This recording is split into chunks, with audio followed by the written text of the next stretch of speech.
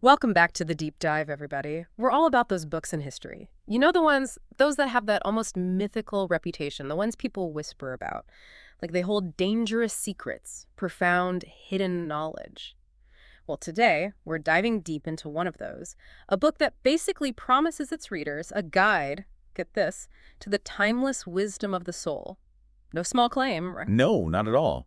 And this isn't just some dusty old book we're cracking open for episode 108. We're taking a deep dive into The Ocean of Theosophy, a guide to the timeless wisdom of the soul by William Q. Judge. Published back in 1893, this book, well, it tries to map out some pretty deep philosophical waters. Yeah, no kidding. And right from the start, Judge's intention with the book is really interesting. He says right there in the preface that he wants to, and I quote, make Theosophy understandable to the ordinary reader. I mean, that's a pretty bold statement for a topic that many people consider, let's face it, kind of esoteric and difficult, wouldn't you say? For sure. And it's super important to keep in mind, like Judge himself pointed out, that this book was his own personal take on the subject. The Theosophical Society didn't officially endorse it, which is interesting because it kind of leaves space for different viewpoints within the movement. Yeah. Right? It's not like dogma coming down from some higher authority. Right. I see what you mean. And that actually leads right into another key point he makes in the preface. Judge emphasizes that his understanding of theosophy is based on, and I quote again, knowledge based upon evidence and experience. It's not just blind faith or like abstract speculation. And that's pretty surprising, isn't it? I mean, that's a pretty empirical stance for something that many might view as, well, purely philosophical or spiritual. Absolutely.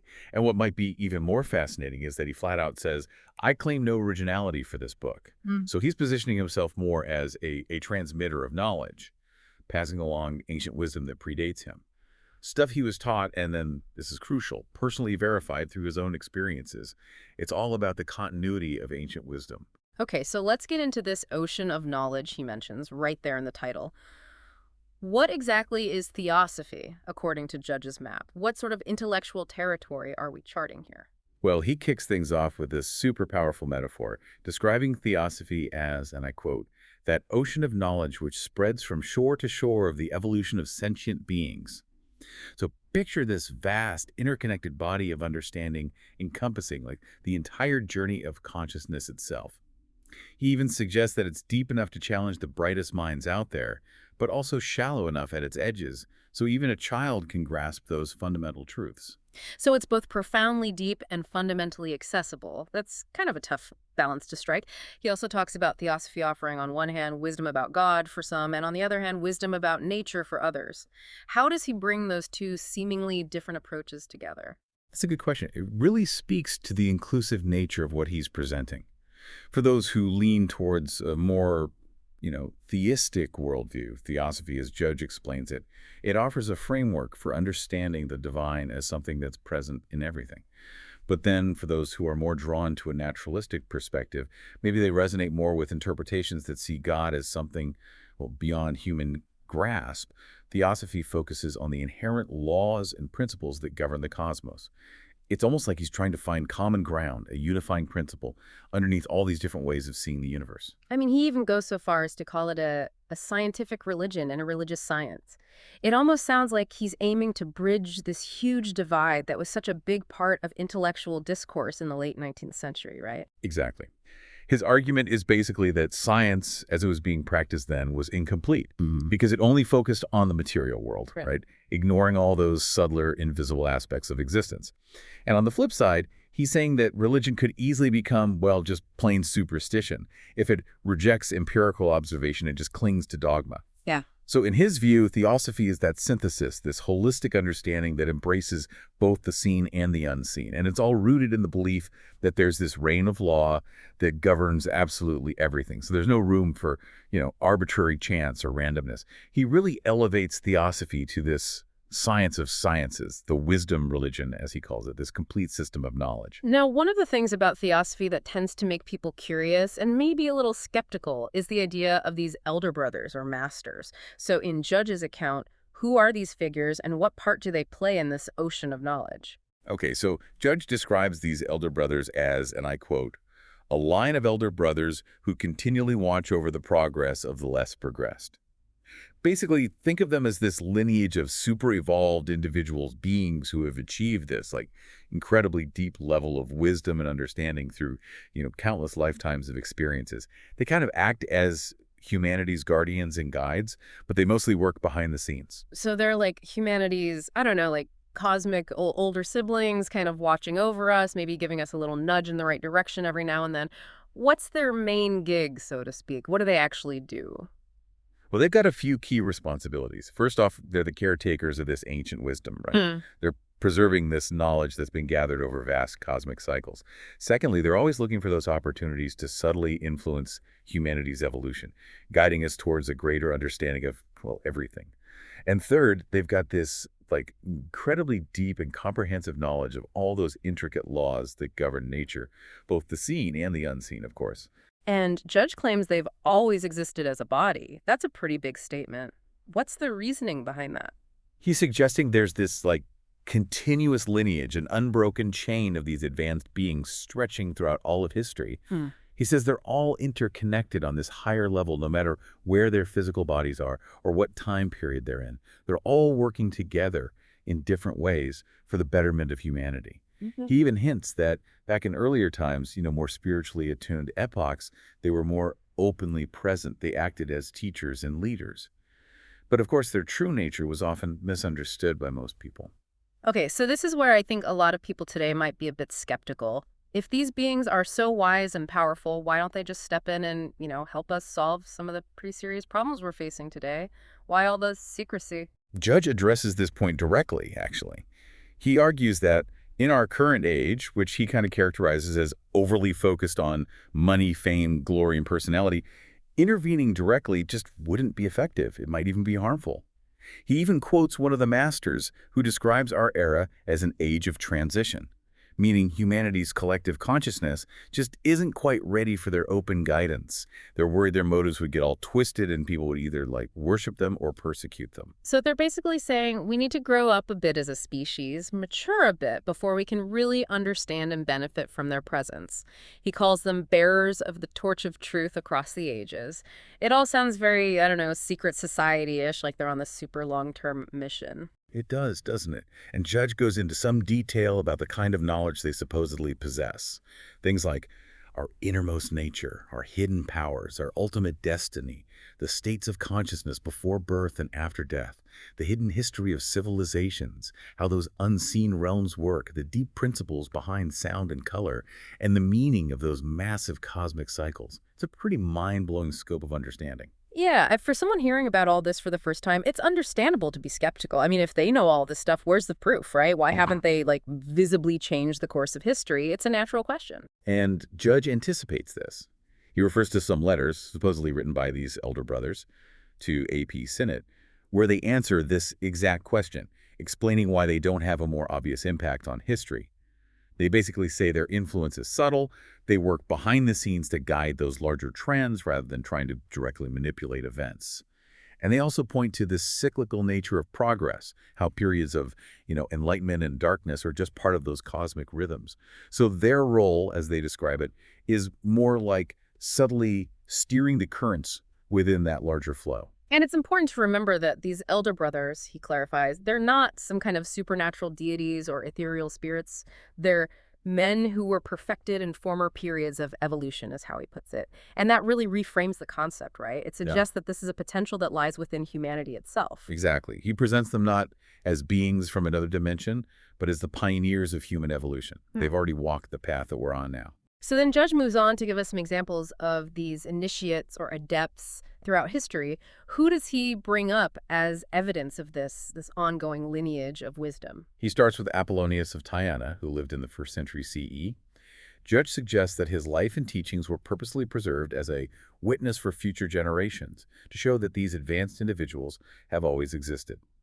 Then he talks about Abraham and Moses from the Jewish tradition, but he makes a pretty interesting point about Melchizedek being spiritually senior to Abraham. hinting at an even older, deeper lineage of wisdom. Of course, he brings up Solomon, who's surrounded by all these legends, especially about his supposed ability to interact with elemental forces and access hidden knowledge. It's fascinating how he pulls from all these different religious and historical traditions. What's the main connection he's trying to make for the reader? Well, the core theosophical idea, according to Jaji, is that these seemingly separate figures, they're all part of this single brotherhood that's united by a single doctrine. In other words, there's this perennial wisdom that keeps showing up in different forms across different cultures and time periods.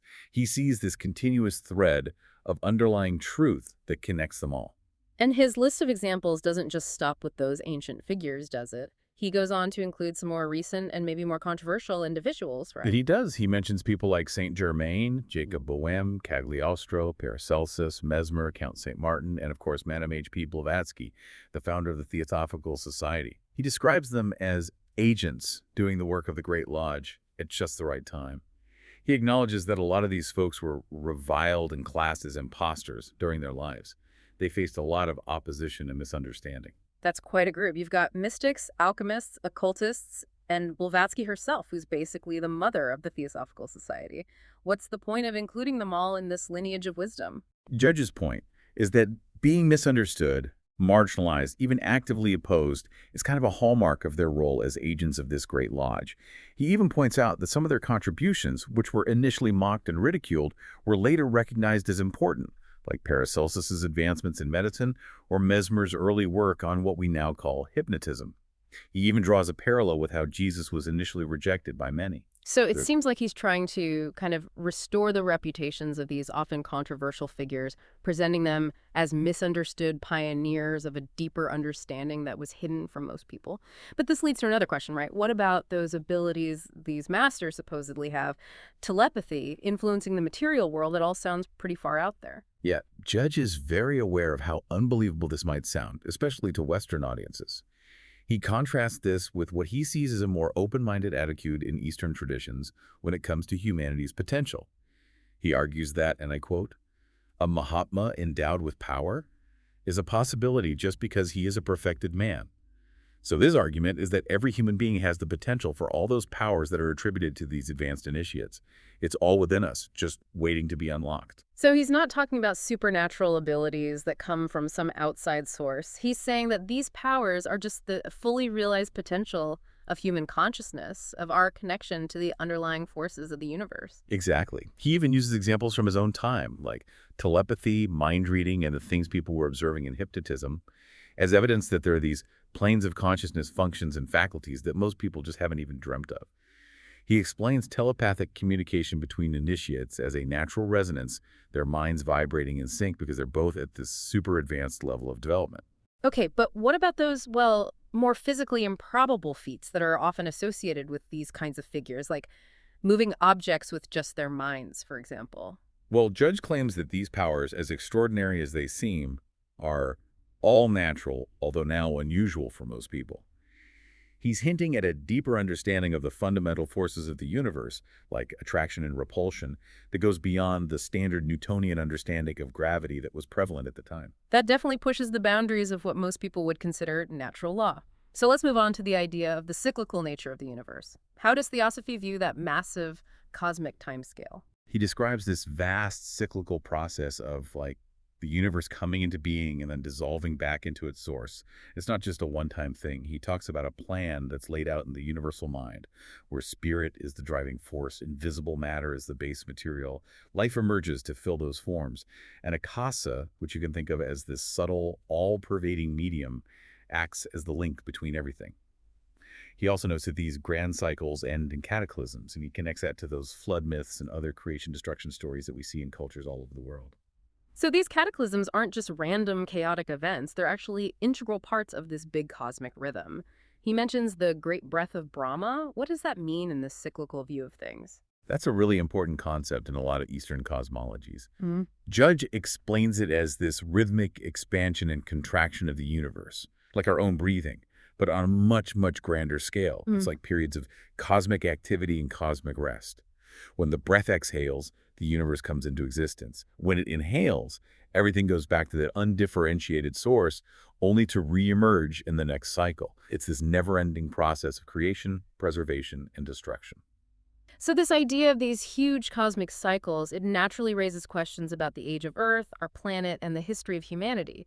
What's the theosophical take on how old Earth is as presented by Judge? I mean, it's got to be pretty different from the prevailing scientific and religious views of 1893, right? You're absolutely right. Judge acknowledges this conflict directly. He emphasizes that theosophy relies on what he calls Oriental records. He says that Western scholars have been way too quick to dismiss the ancient wisdom and historical accounts that have been preserved in Eastern traditions, particularly in Egypt and India. He even suggests there might be a bias at play, saying that acknowledging the deep wisdom of cultures that were considered, at the time, poor and conquered, would be offensive to Western pride. That's a pretty provocative observation for his time, wouldn't you say? It is.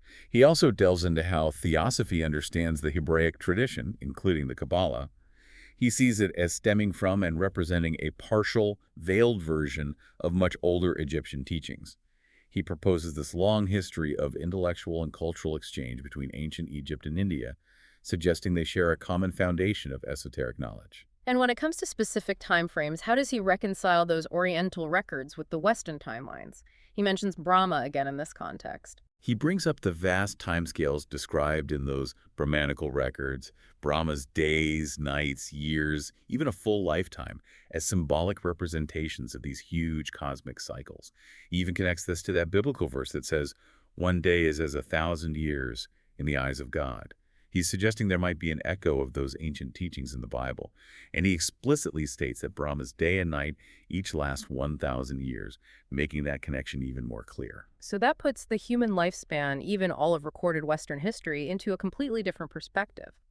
So to sum up the theosophical view, how old is Earth and how long has humanity been around, according to Judge? Judge claims that the world is almost incalculable in age by Western standards. And he says that humanity, in its current form as male and female, has existed for over 18 millions of years. But he clarifies that the evolutionary line leading to humanity goes back much, much further, through various forms and stages of development before reaching our current physical bodies. 18 million years. That blows any 19th century scientific or religious timeline out of the water. What's the underlying idea that allows for such a long view of human history? It's tied to the theosophical understanding of the ego, which is the individual's higher enduring self. This ego goes through this long, complex journey of evolution. It's constantly perfecting its powers and gaining wisdom through countless experiences in different states of matter and across many, many lifetimes. He also introduces the sevenfold constitution of man in the universe. The idea is that both humans and the universe are made up of 7 interconnected principles, and each of these principles relates to different planetary influences, evolutionary stages, and human races throughout this vast timeline. This leads to the concept of the sevenfold planetary chain, which is this complex model that explains the cyclical evolution of life across different celestial bodies, all interconnected and influencing each other. Sevenfold seems to be a recurring theme in Theosophy. So Judge is basically presenting this incredibly intricate and interconnected view of the cosmos, where humanity's journey is just one small piece of this massive multi-layered tapestry. Absolutely. And this initial exploration, which covers the early chapters of the Ocean of Theosophy, lays the groundwork for understanding more specific theosophical ideas, things like karma, reincarnation, the nature of consciousness, and even the practical path of spiritual development. He digs into all of that later on in the book. Well, this deep dive into Judge's Ocean of Theosophy has been really eye-opening, to say the least. We've only just started to explore its depths, but we've already encountered some pretty expansive and thought-provoking ideas about the nature of reality, the long history of humanity, and the potential that he believes lies within each of us. It's a lot to take in. Judge's goal was to make all of this complex stuff accessible. And whether or not you agree with all of it, it definitely offers a compelling alternative way of looking at existence and how we pursue knowledge. So if we consider these massive timescales and the idea that there's this hidden lineage of wisdom guiding humanity, what does that mean for how we understand current events and our own potential? It definitely makes you think about things from a different perspective. For sure. These ideas give us a framework for understanding things that traditional science and religion maybe don't fully explain. It encourages us to think about the universe and our place in it in a much broader, more interconnected way. So if this initial exploration has piqued your interest, we definitely recommend checking out William Q. Judge's The Ocean of Theosophy yourself. There's a lot more to uncover, and you can draw your own conclusions. And maybe when you think about the cyclical nature of time and knowledge, those secrets too dangerous to be read, well, maybe they're not about being afraid. Maybe they're about realizing the huge responsibility that comes with understanding how everything is connected and how incredibly long our evolutionary journey really is. Yeah.